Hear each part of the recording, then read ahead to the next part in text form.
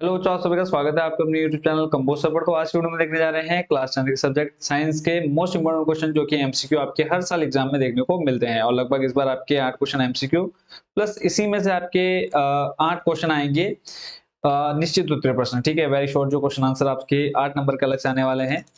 तो यहीं से आपके सारे लगभग 20 से 25 नंबर के क्वेश्चन आपके इस वीडियो में से बनने वाले हैं। तो एमसीक्यू लगभग आपके सारे चैप्टर्स के जितने भी इंपॉर्टेंट एमसीक्यूज हैं सारे इस वीडियो में कवर करूंगा। अगर कुछ अगर नहीं इसमें कवर हो पाएंगे तो आपको इसका सेकंड पार्ट भी देखने को मिल सकता है। ठीक है, बट कोशिश करूंगा आपकी कम से कम 2 पार्ट में ये वीडियो कंप्लीट कर दूं, क्योंकि लगभग सारे सब्जेक्ट्स के इंपॉर्टेंट क्वेश्चन और पिछले 10 साल में अभी तक जो क्वेश्चंस पूछे गए हैं आपके एमसीक्यू में, देखो एमसीक्यू क्या होते हैं वो कहीं से भी बना करके पूछ सकते हैं, बट आप जितने यहाँ देखेंगे सारे वो क्वेश्चन है जो ज्यादातर आपके रिपीट हो चुके हैं। ठीक है, तो इन क्वेश्चंस को आप अच्छे से प्रिपेयर कर लेंगे। तो पहला जो क्वेश्चन आप देख रहे हैं बच्चों, यह है लेड नाइट्रेट को गर्म करने पर प्राप्त होने वाले गैसीय उत्पाद कौन से हैं। 4 ऑप्शन है। तो पहला ऑप्शन मैं आपको पढ़ के सुना देता हूं, इससे पहले एक बार क्वेश्चन आपका रिपीट कर देता हूं। लेड नाइट्रेट को गर्म करने पर प्राप्त होने वाले गैसीय उत्पाद कौन से हैं। तो ऑप्शन है आपका N2 तथा O2, दूसरा है आपका NO2 तथा N2, सी नंबर है आपका N2O तथा CO2 और डी नंबर है आपका NO2 तथा O2। तो 4 ऑप्शन है, चारों में से जो सही आंसर हो जाएगा पहले का बच्चों वो है डी नंबर, यानी NO2 तथा O2। उसके बाद चलते हैं सेकंड नंबर पर। सेकंड नंबर बच्चों आप देख पा रहे हैं स्क्रीन पर, लेड नाइट्रेट को तेज गर्म करने के पश्चात प्राप्त लाल भूरे रंग का अपक्षेप जो ठंडा करने पर हल्के पीले रंग का हो जाता है, क्या कहलाता है। 4 ऑप्शन है यहाँ पे, lead sulphate, lead second oxide, lead या फिर पहचाना नहीं जा सकता। तो सेकंड नंबर का जो सही आंसर हो जाएगा वो जाएगा B, lead second oxide. Clear है, चलते हैं अगले प्रश्न पर। तीसरा प्रश्न जो बच्चों आप स्क्रीन पर देख पा रहे हैं वो है कि मैग्नीशियम को हवा में जलाने पर निम्न में से कौन सी अभिक्रिया होती है। तो इसका सीधे सीधे मैं आंसर बता देता हूं। 2010 में क्वेश्चन आपका पूछा गया है। क्वेश्चन नंबर 3 है, इसका जो सही आंसर हो जाएगा वो जाएगा ए, 2Mg plus O2 arrow 2MgO। Clear है, नेक्स्ट चलते हैं क्वेश्चन नंबर 4 पर। क्वेश्चन नंबर 4 आपका 2011 और 2014 में ये पूछा गया है। ठीक है, कोशिश करेंगे जितने क्वेश्चंस के आंसर बच्चों मैं आपको बताते जा रहा हूँ सभी क्वेश्चंस को आप अभी याद कर लेंगे। ठीक है, अगर अभी याद कर लेते हैं तो आपका जो एग्जाम में होगा आपको ज्यादा प्रॉब्लम नहीं होगी। अगला जो प्रश्न बच्चों आप स्क्रीन पर देख पा रहे हैं वो है, लोह चूर्ण को गंधक पाउडर के साथ तीव्र आंच में गर्म करने पर यौगिक कौन सा बनेगा। किसको किस में गर्म करने हैं, यदि कहा है जैसे लोह चूर्ण को गंधक पाउडर के साथ तीव्र आंच पर, ठीक है, गर्म करने पर प्राप्त यौगिक कौन सा है। 2011 और 14 में क्वेश्चन आपसे पूछा गया। 4 ऑप्शन है आपके पास, FeS, दूसरा है आपका FeSO4, तीसरा है आपका Fe, चौथा है आपका Fe2, फिर ब्रैकेट में SO4 का होल थ्राइस। ठीक है, तो क्वेश्चन नंबर 4 है, इसका जो सही आंसर हो जाएगा वो जाएगा ए, FeS। ठीक है, नेक्स्ट क्वेश्चन है आपका, क्या होगा जब आयरन सल्फाइड को गर्म करेंगे। तो ऑप्शन है आपके, आयरन और सल्फर प्राप्त होंगे, दूसरा है आपका केवल आयरन प्राप्त होगा, तीसरा है केवल सल्फर प्राप्त होगा, चौथा है आपका कोई रासायनिक परिवर्तन नहीं होगा। तो क्वेश्चन नंबर 5 का जो सही आंसर हो जाएगा वो जाएगा ए, आयरन और सल्फर प्राप्त होंगे।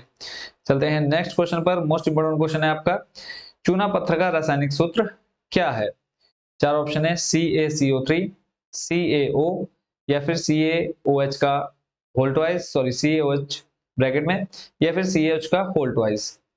4 ऑप्शन हो गए आपके। तो इन चारों में से चूना पत्थर का रासायनिक सूत्र जो हो जाएगा क्वेश्चन नंबर 6 का आंसर वो जाएगा ए, CaCO3। अगला प्रश्न है, Fe2O3 plus 2Al arrow Al2O3 plus 2Fe किस प्रकार की अभिक्रिया है। तो ऑप्शन है आपके, संयोजन, द्विविस्थापन, वियोजन या फिर विस्थापन। तो ये मैं आपको पहले ऑलरेडी कई बार बता चुका हूं, इन सभी अभिक्रियाओं को बहुत अच्छे से एक्सप्लेन कर चुका हूं। तो 7 नंबर का जो सही आंसर हो जाएगा वो जाएगा डी, विस्थापन अभिक्रिया। चलते हैं अगले प्रश्न पर। अगला प्रश्न बच्चों देख पा रहे हैं आप स्क्रीन पर,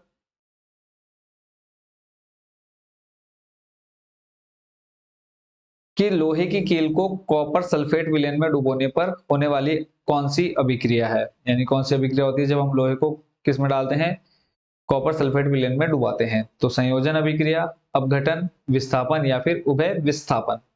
तो 4 ऑप्शन आपने सुन लिए। क्वेश्चन नंबर 12, इसका जो सही आंसर हो जाएगा वो जाएगा सी, विस्थापन अभिक्रिया।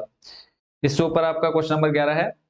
इसमें बोला है रासायनिक अभिक्रिया Na2SO4 plus BaCl2 arrow 2NaCl plus BaSO4 में सफेद अवक्षेप क्या होगा। दो बार ये क्वेश्चन रिपीट हुआ है। अब ऑप्शन है आपके पास NaCl का, किसका अवक्षेप बनेगा वो आपसे पूछा है। NaCl का बनेगा या फिर BaSO4 का बनेगा या फिर BaCl2 का बनेगा या फिर Na2SO4 का बनेगा। तो क्वेश्चन नंबर 11 है, इसका जो आंसर हो जाएगा वो हो जाएगा बी, BaSO4 का। क्लियर है। चलते हैं अगले प्रश्न पर।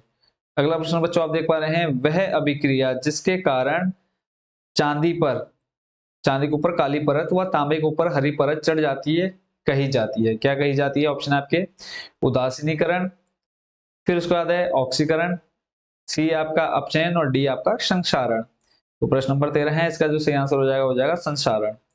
ठीक है, तो चैप्टर फर्स्ट के सारे इंपोर्टेंट क्वेश्चन हो चुके हैं कंप्लीट, जो कि एमसीक्यू में है। नेक्स्ट जो आपका है सेकंड चैप्टर से है, इसमें जो आप क्वेश्चन देख रहे हैं, पहला जो है, कोई विलयन नीले लिटमस को लाल कर देता है, इसका पीएच मान कितना होगा। यानी नीला लिटमस लाल हो जा रहा है।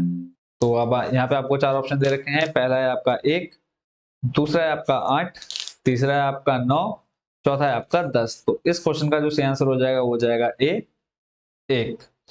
ठीक है, अब आपको ये पता होना चाहिए कि जो पीएच स्केल होती है उसमें कहां से कहां तक और कौन सी वैल्यू रहती है, यानी अम्ल कहां से कहां तक और क्षार कहां से कहां तक। ये मैं आपको बहुत बार पहले समझा चुका हूँ। फिलहाल अभी हम शॉर्ट क्वेश्चन आंसर डिस्कस कर रहे हैं, तो यहाँ पे मैं इसको ज्यादा एक्सप्लेन से नहीं करने वाला, क्योंकि वीडियो में जितना लंबा खींचूंगा तो उतने ही फिर आपके ज्यादा पार्ट्स आने की संभावना बढ़ जाती है ना।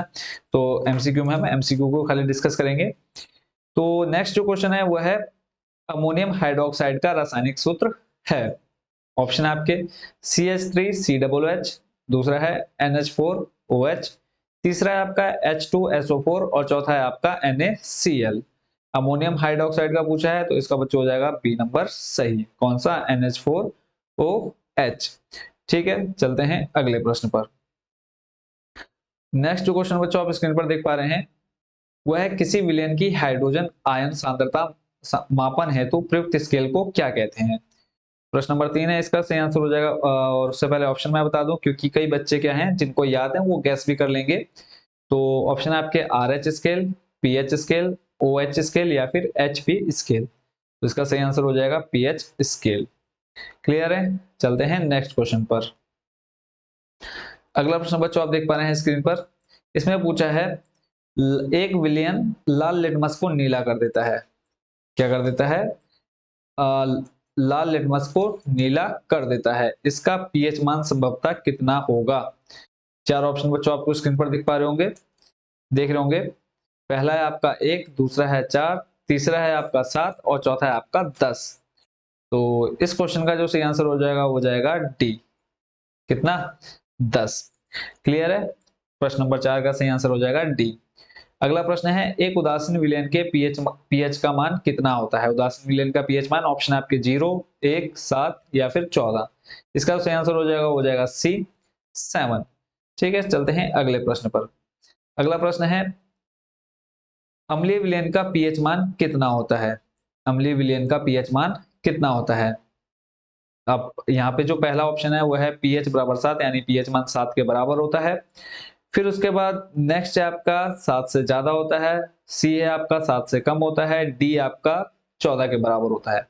तो इसका जो सही आंसर हो जाएगा वो जाएगा सी, कि 7 से कम होता है, यानी पीएच लेस देन 7। अगले प्रश्न पर चलते हैं, किसी विलयन का पीएच मान 7 है, यह विलयन कैसा होगा। ऑप्शन आपके अम्लीय, क्षारीय, उदासीन या फिर इनमें से कोई नहीं। तो 7 आपको पता है उदासीन होता है, तो इसका सही आंसर हो जाएगा सी, उदासीन। ठीक है, अगला प्रश्न है, किसी विलयन का पीएच स्केल प्रदर्शित करता है कार्बन की मात्रा, हाइड्रोजन ऑक्साइड की मात्रा, हाइड्रोजन आयन सांद्रण या फिर कैल्शियम की मात्रा। प्रश्न नंबर 8, इसका जो सही आंसर हो जाएगा वो जाएगा सी, हाइड्रोजन आयन की सांद्रता। क्लियर है। अगला प्रश्न देखते हैं, किसी विलयन का पीएच मान 10 है, यह विलयन निम्नलिखित में से किसका हो सकता है। ठीक है, तो ऑप्शन 4 आपको दे रखे हैं, NaOH, HCl या फिर H2SO4 या फिर CH3COOH। प्रश्न नंबर 9, इसका जो सही आंसर हो जाएगा वो जाएगा ए, NaOH यानी सोडियम हाइड्रोक्साइड का। चलते हैं फिर नेक्स्ट क्वेश्चन पर। शुद्ध जल का पीएच मान कितना होता है? ऑप्शन आपका 0, 1, 7 या फिर 14। प्रश्न नंबर 13, इसका जो सही आंसर हो जाएगा वो जाएगा सी, 7। अगले प्रश्न को देखते हैं। विरंजक चूर्ण का रासायनिक सूत्र किसका? विरंजक चूर्ण का रासायनिक सूत्र क्या है? ये क्वेश्चन आपका 2015 में पूछा गया है और उसके बाद फिर 2022 में। चार ऑप्शन आपके पास, CaOH का होल ट्वाइस, फिर है CaOCl2, फिर है CaCl2 या फिर CaSO4.2H2O। तो विरंजक चूर्ण का रासायनिक सूत्र बच्चों क्या होता है? CaOCl2। ठीक है, किसका? विरंजक चूर्ण का। इसको हम और किस नाम से जानते हैं? Bleaching powder. क्वेश्चन नंबर 15, इसका सही आंसर हो जाएगा वो जाएगा बी। अगला है साधारण नमक का रासायनिक सूत्र। ऑप्शन आपके NaCl, HCl, थर्ड है आपका NaOH और चौथा है आपका HNO3। साधारण नमक का सूत्र हो जाएगा बच्चों NaCl। क्लियर है? चलते हैं अगले प्रश्न पर। अगला प्रश्न, इसमें आपसे कहा है ऊष्मा का सबसे अच्छा चालक है। तो यहाँ पे आपको चार ऑप्शन दिख रहे हैं, चांदी, लेड, मरकरी या फिर सोना। तो इसका जो सही आंसर हो जाएगा बच्चों फर्स्ट नंबर का क्या हो जाएगा? पहले आप लोग कमेंट करके जल्दी से बताओ। तो इसका जो सही आंसर है वो है चांदी। ठीक है, नेक्स्ट आपका ऊष्मा का सबसे कम चालक है। सबसे अच्छा चालक चांदी और सबसे कम चालक, ऑप्शन आपके पास चांदी, लेड, मरकरी या फिर सोना। सेम वही आपको यहाँ पे दे दिए हैं कौन से ऑप्शन जो ऊपर आपको नंबर फर्स्ट पर दिखे। तो सेकंड वाले का जो सही आंसर हो जाएगा वो जाएगा बी, लेड। तीसरा प्रश्न है और बहुत कंफ्यूजिंग है क्योंकि कई बार ये क्वेश्चन एग्जाम में पूछता है धातु अधातु करके। तो सामान्य अवस्था में द्रव अवस्था में पाई जाने वाली अधातु। ठीक है, अधातु आपसे पूछिए, ऑप्शन आपके क्लोरीन, ब्रोमीन, फ्लोरीन, आयोडीन। तो ब्रोमीन हो जाएगा आपका सही आंसर। अगला है प्रश्न नंबर 4। ठीक है, प्रश्न नंबर 4 में आपसे पूछा है कि निम्नलिखित धातुओं में से उत्कृष्ट धातु का उदाहरण कौन सा है? ऑप्शन आपके कैल्शियम, मैग्नीशियम, प्लेटिनम या फिर बेरियम। प्रश्न नंबर 4, इसका जो सही आंसर हो जाएगा वो जाएगा सी, प्लेटिनम। चलते हैं अगले प्रश्न पर। अगला प्रश्न है धातुओं को पतले तारों में खींचने की क्षमता कहलाती है। क्या कहलाती है? आघातवर्धीनता, तन्यता, ध्वनिकता, सुचालकता। प्रश्न नंबर 6, इसका सही आंसर हो जाएगा वो जाएगा बी, तन्यता। अगला प्रश्न है ठंडे पानी में तेजी से क्रिया कर हाइड्रोजन उत्पन्न करने वाली धातु कौन सी है? आयरन, मैग्नीशियम, सोडियम या फिर ये सभी। प्रश्न नंबर 7, इसका सही आंसर हो जाएगा सोडियम। अगले प्रश्न पर चलते हैं और जितने क्वेश्चन बच्चों आपको मैं बताते जा रहा हूं इनको आप कंटिन्यू याद करते जाइए, किसी भी क्वेश्चन को आपने छोड़ना नहीं है। अगला है धातु जो भाप से क्रिया करती है कौन सी है? कॉपर, पोटेशियम, आयरन या फिर मैग्नीशियम। तो चार ऑप्शन आपको दे दिए। तो प्रश्न नंबर 9 है, इसका जो सही आंसर हो जाएगा वो जाएगा कौन सा? सी, आयरन। अगला है प्रश्न नंबर, यहाँ पे देखो कई ऐसे हैं जो आपको छोड़ने हैं यानी जो आपको नहीं करने हैं। ठीक है, तो नेक्स्ट है आपका कौन सी धातु तनु HCl तथा तनु NaOH दोनों के साथ अभिक्रिया करके H2 गैस निर्मुक्त करती है? तो क्वेश्चन आपका 2011 और 14 में पूछा गया है। पहला है आपका सोडियम, दूसरा है आपका पोटेशियम, तीसरा है आपका जस्ता, चौथा है आपका कैल्शियम। प्रश्न नंबर 11 है, इसका जो सही आंसर हो जाएगा वो हो जाएगा ए, कौन सा? सोडियम। और इस वीडियो बनाने का एक फायदा क्या है कि जो बच्चे यहाँ पर आते हैं उनकी भी, जो बच्चे यहाँ ट्यूशन पढ़ने आते हैं उनकी तैयारी भी इन्हीं क्वेश्चन से, क्या उनका MCQ टाइप एक डेली सीरीज चल जाती है 10 से 15 मिनट की और डेली वीडियो चलती रहती है। मैं क्या करता हूँ जैसे क्वेश्चन आता है वीडियो रोक देता हूँ, फिर आंसर वो लोग बताते हैं, फिर नेक्स्ट क्वेश्चन पर चलते हैं, फिर वो आंसर ऐसे इस तरह से तैयारी करते रहते हैं। तो इस बार भी जो बच्चे पढ़ने आ रहे हैं काफी उम्मीद है कि उनसे काफी अच्छे मार्क्स लेकर के आएंगे। तो देखते हैं कैसा रिजल्ट रहेगा इस बार का। लास्ट ईयर तो 88% रहा हाईएस्ट स्कोर और इस बार देखते हैं हाईएस्ट कितना जाता है। तो चलते हैं अगले प्रश्न पर। अगला प्रश्न देख रहे हैं, इसमें कहा है एल्यूमिनियम, कॉपर और फिर उसके बाद है आपका आयरन और फिर है जिंक का उनकी अभिक्रियाशीलता के घटते हुए क्रम में सही विन्यास निम्नलिखित में से कौन सा है? 2011 10, 11, 14 में क्वेश्चन आपका पूछा गया है। ठीक है, तो इसको आप स्क्रीन पर ही देख लीजिए, क्योंकि अगर मैं बोलूंगा ये आपको समझ में नहीं आएगा। तो प्रश्न नंबर 12 का जो सही आंसर हो जाएगा बच्चों वो हो जाएगा बी। ठीक है, सबसे पहले आ जाएगा आपका जिंक, ठीक है, फिर आपका आ जाएगा Fe, फिर आपका कॉपर, फिर आ जाएगा आपका एल्यूमिनियम। क्लियर है। अगले प्रश्न पर चलते हैं। वह प्रक्रिया जिसके कारण चांदी के ऊपर काली परत व तांबे के ऊपर हरी परत चढ़ जाती है कही जाती है। तो ये प्रश्न आपने अभी थोड़ी देर पहले भी देखा, तो फिर रिपीट हुआ है, फिर भी हम इसका आंसर देखेंगे। प्रश्न नंबर 13 है, इसका सही आंसर हो जाएगा डी, संसारण। ठीक है, अगला प्रश्न है हेमेटाइट का सूत्र। ऑप्शन है आपके Al2O3, FeO, Fe2O3 या फिर इनमें से कोई नहीं। तो हेमेटाइट का सूत्र बच्चों हो जाएगा प्रश्न नंबर 14, इसका सही आंसर है सी, Fe2O3। अगला है मरकरी का अयस्क। 4 ऑप्शन है, मेलेकाइट, सिनेबार, मैग्नेटाइट या फिर बॉक्साइट। तो प्रश्न नंबर 15, इसका जो सही आंसर हो जाएगा वो हो जाएगा बी, सिनेवार। चलते हैं अगले प्रश्न पर। अगला प्रश्न है कॉपर का अयस्क। ऑप्शन है बॉक्साइट, मेलेकाइट, कॉर्नेलाइट या फिर सिडेराइट। प्रश्न नंबर 16, इसका सही आंसर हो जाएगा बी, मेलेकाइट। लास्ट है, लास्ट नहीं मतलब इसके बाद और भी हैं, इतनी जल्दी खुश होने की जरूरत नहीं है आप लोगों को। मैट में मुख्यतः क्या होता है?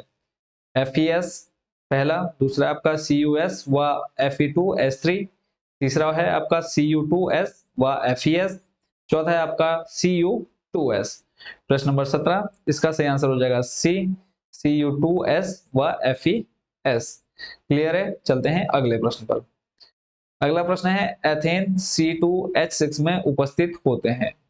ऑप्शन है आपके 6 सहसंयोजी बंध, दूसरा आपका 7 सहसंयोजी बंध, तीसरा है आपका 8 सहसंयोजी बंध और चौथा है आपका 9 सहसंयोजी बंध। तो इसका जो सही आंसर हो जाएगा पहले का, ये नेक्स्ट चैप्टर का है, प्रश्न नंबर 1 का, इसका सही आंसर हो जाएगा बी, 7 सहसंयोजी बंध। अगला प्रश्न है कार्बन का इलेक्ट्रॉनिक विन्यास है।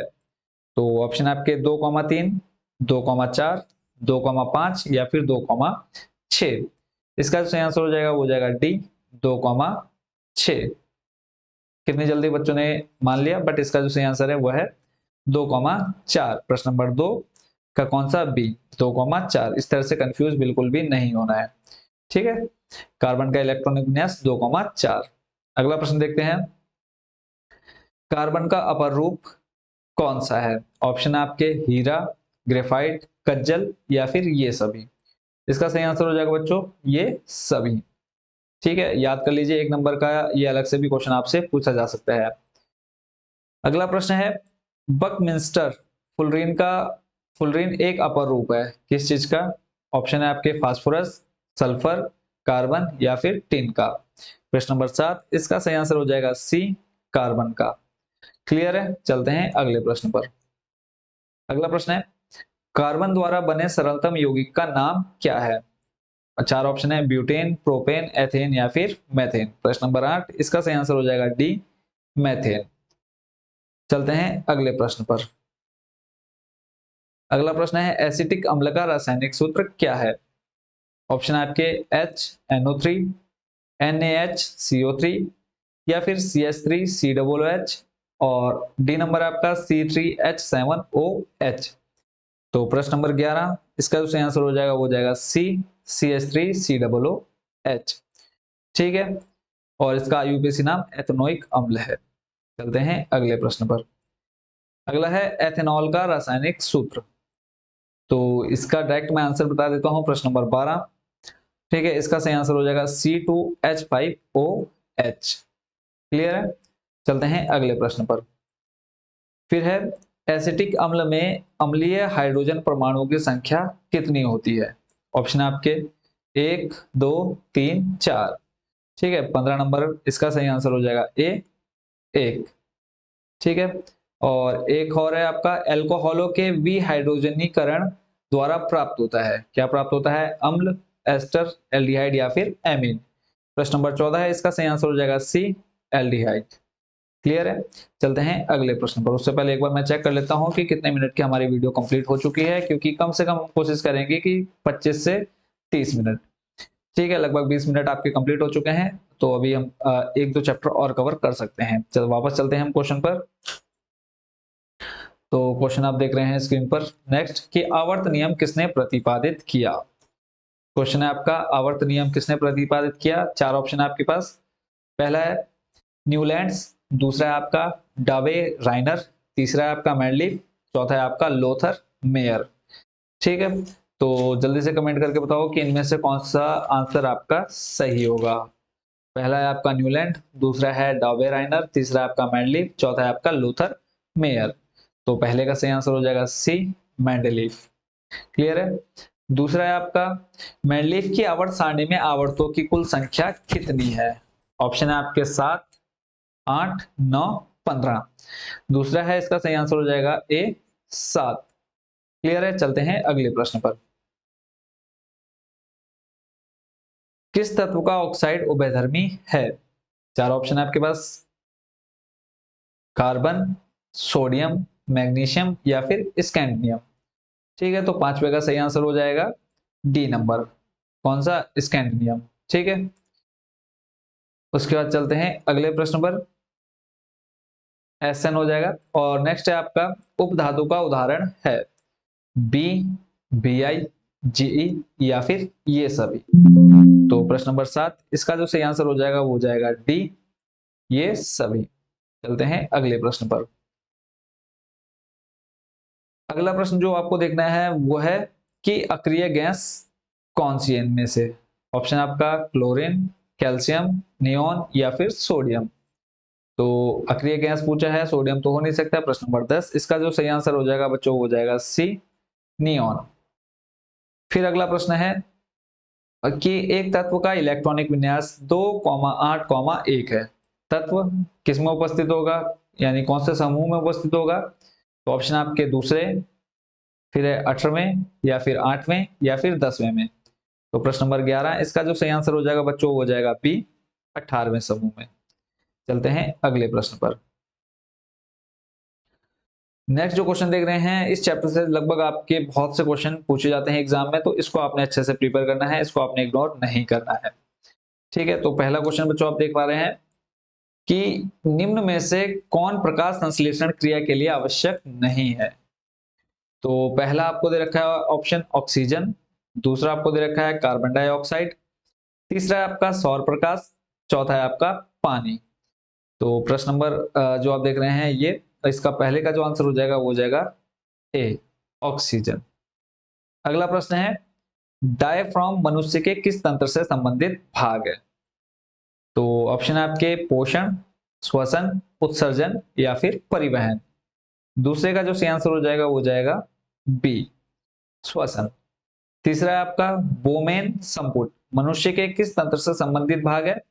ऑप्शन है आपके पास श्वसन, पोषण, उत्सर्जन या फिर परिवहन।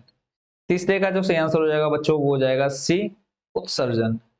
क्लियर है। चलते हैं अगले प्रश्न पर। लसिका मनुष्य के किस तंत्र से संबंधित भाग है। ऑप्शन आपके उत्सर्जन, परिवहन, पोषण या फिर श्वसन। तो चौथे का सही आंसर हो जाएगा बच्चों बी, कौन सा, परिवहन।